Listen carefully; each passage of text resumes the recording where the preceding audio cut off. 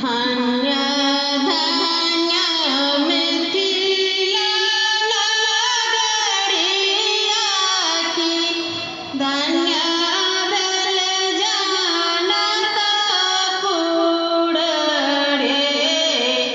धान्य धान्य मिथिला नगरिया की धान्य भेल जनक पुर रे आहे धन्य भेल पुनः राधाम की सिया जी जनम लेल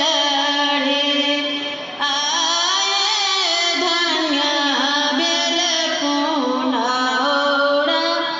धाम की सिया जी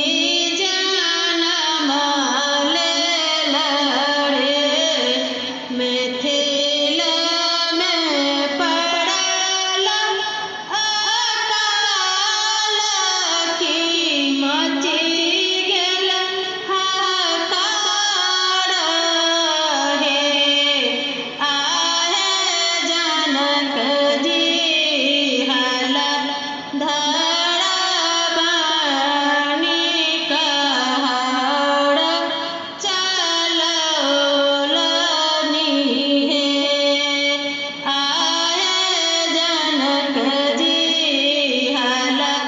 धरा बनी कहर चलौलनि हे आहे धन्य भेल पुनः धाम की